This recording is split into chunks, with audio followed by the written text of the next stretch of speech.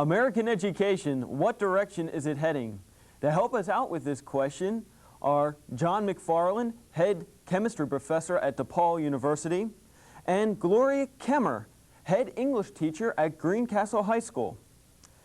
Issue 1, USA.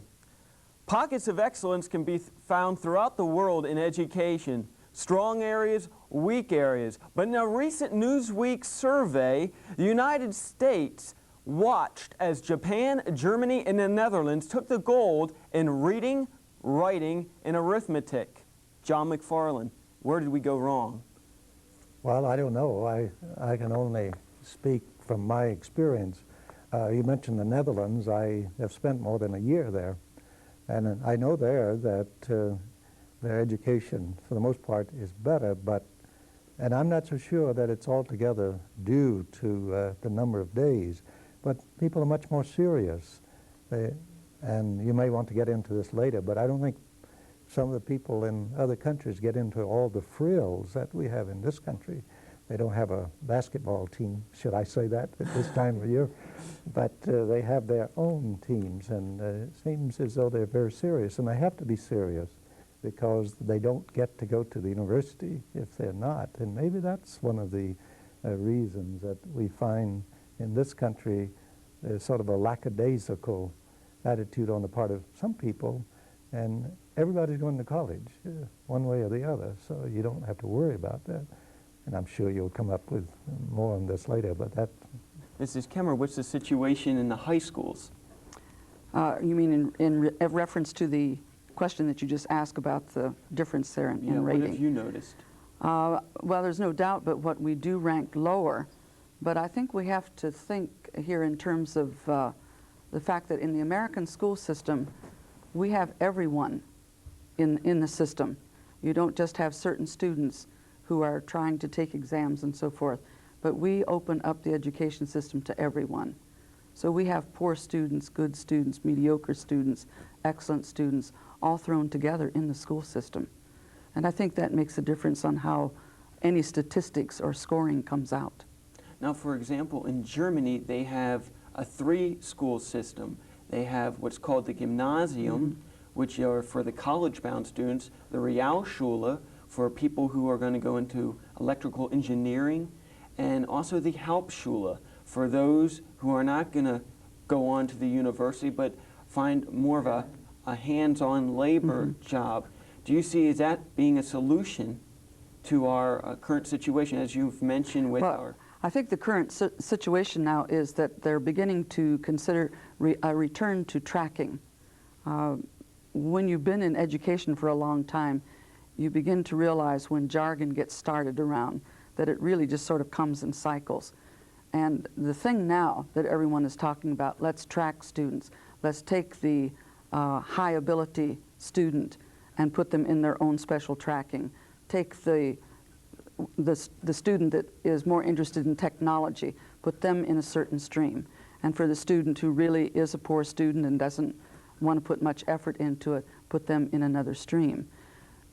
There's a lot of argument on that now, and many people are saying tracking is not the answer, yet in spite of our saying that, that seems to be the direction that we're going now. Tracking, Dr. McFarland, do we have too many people going to the colleges? You made reference early that we have everyone going to college. By everyone going to college, are we watering it down?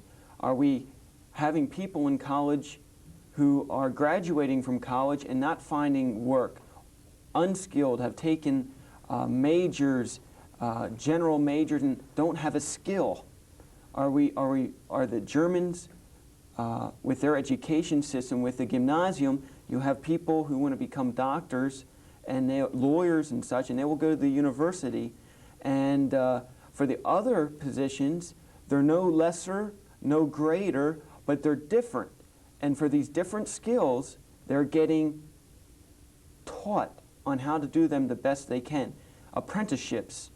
What do you see on this, Dr.? Well, first of all, I think I would be for tracking if you didn't get caught in one track and you can never get out.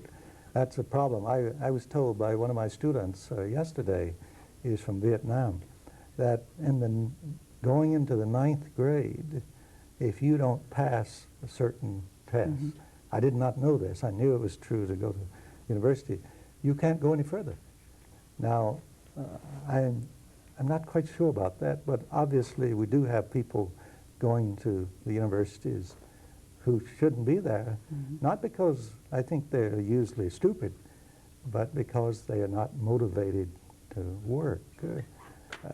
And of course, many of the European countries have this tracking business. But it always bothers me, even tracking in the elementary school where you put people in certain classes. The others may come to the point where they feel inferior and they can't possibly jump over. So I would want some modifications to a tracking system. So there might be some social stratus barriers when people get separated. One movement that is starting in California is that they have reverting back to the one-room schoolhouse idea, where they have many students, regardless of ability, grouped together. When I went through elementary school, we did have the special groups, and each student realized the group they were in, and there were feelings of inadequacy in being part of a certain group. Do you see the California system as being a system of the future?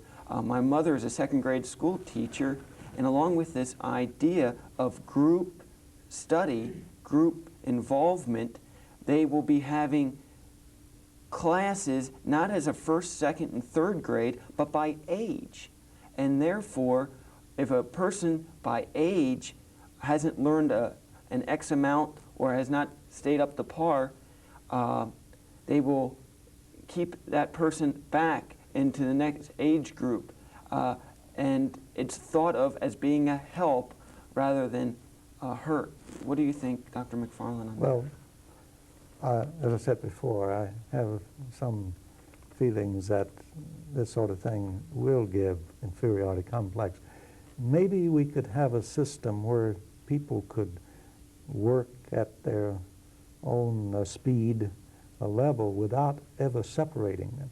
I remember when we came to town, there was an eighth grade teacher, Mrs. Reed in Greencastle, and one of my sons was in her class, and they could work ahead, you know, but everybody still was considered in the same class.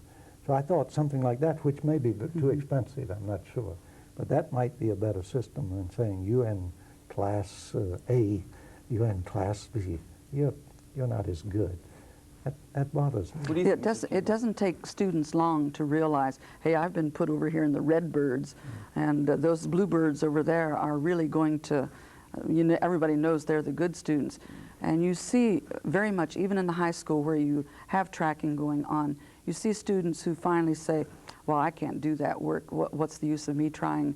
I'm just a dummy and I'm here. One of the things I notice in schools anymore, I think there's a very low self-esteem among students today. And do you think that stems from the whether it stems from that or whether it's just the whole business in society anymore, where young people really don't see that they are of great value. And the emphasis, again, I want to bring another innovative idea that they say is coming on. I'm not sure it's that innovative, but this is the way that they talk now, of the tracking for the very gifted, talented child. And I think we have to watch that very, very carefully. We are spending so much time looking at that child now, when really basically in school systems, your vast majority of student is the plain, common, ordinary run of student. And I think we're ignoring them. I think we need to be very careful what we're doing. I think even some minority groups have brought out that, or people that do not have the means, the money, to give their kids the best. I know that there are computer camps and science camps during the summer, and those are for the affluent and those who can afford them, and yet the other students who might have just as much ability do not have these advantages. So that is one reason why California has been working with that. I think one of the things you have to consider also, if you do a tracking program and you take that good student and put them in one section and you keep others in another section, you take the good student away from the other students. You don't have any competition in the one class then. Some people will say, well, if that real bright student is not sort of taking center stage in this group, the young people in this group will speak up more. I find from my own experience, you take the good students away from the core group here, you have a good class over here, but the group that remains here, again, they just sort of say, oh, well, if you're smart, you're over in that class. We don't have to do anything here. I think they need that competition from the brighter student, showing them, leading them in discussions and so forth within the class. That has two sides. One is that if you have very good students, and frankly, we have that at DePauw. And most of the classes I teach, there's some very good students, but there's some down here. And it's very difficult to teach. But on the other hand, I've always felt that there's a critical mass of students who will sort of lead out. For example, if you're the only real bright student and you're always speaking out, good things, of course, people may begin looking at you and say, who is he? But if you have 4 or 5, I found that they can motivate the ones who don't speak out, even though they may not be quite as bright. They will get into a discussion. If you're leading a discussion, you do need some people who will start it up. So I have mixed feelings again. I know it's difficult for the very bright ones. You may, if you aren't careful as a teacher, I think you will lower your standards to the lowest denominator, and then you hurt the good ones, because they don't need that. Yeah. But I'm sure sometime this afternoon we're going to get in standards, and I will hold off on that. But I would like to have in my classes 4 or 5 people who are willing to take the risk of leading the discussion, and it can do an amazing amount of good in a class. Now you bring up an interesting question there, because in the elementary schools, where it's a process, education is a process. It doesn't occur with a person coming right into college. They've had years of background, years of experience. Now getting back to grade school, it's been brought up that boys are more aggressive in class, possibly. And very intelligent girls in the elementary school get overlooked by their teacher because they do not speak out. What do you think, Mrs.? I think this is very true. It's one of the things that I've always tried to pick up in my classes. I will make the girls in the class speak up, and when the fellows get going full force, I just say to them, whoa, we're going to hear from the girls over here in this class. This is an equal class in here. They all have good ideas. Perhaps I have a different situation, because I'm sort of talking against tracking here, yet in my position at the high school, I do teach the cream of the crop. I have an advanced placement class. I have those students who are getting ready to go to college. And sometimes the other teachers will say to me, you can't talk about this because you really do have the cream of the crop. But in all fairness, we do try to, within the department, try to teach into other areas. But even within your own academically oriented classes, you're still going to find the differences there. So there are going to be some who are always speaking out and some who don't. But I think many girls are, from early ages, just sort of, you be quiet. It's okay if the boys holler around in class and speak out and don't raise their hands and so forth. And the girls are a little bit more timid. I think that's changing somewhat. That I think you do have to watch it. I think it's still true in college. And although I happen most of the time to have some very good women students, and they do speak out, but I'm told by other professors that many of the women at DePauw will not speak up if there are lots of men around. The women will have to tell you why not. I don't know. But I don't experience much of that. Do you think that there's been an effort? We went to the Percy Julian lecture last night, and I enjoyed that immensely. It was a very good program. But one issue that has been raised are colleges and high schools by catering to minority classes. We have classes that didn't exist 20 years ago, studies on African culture, different classes such as this.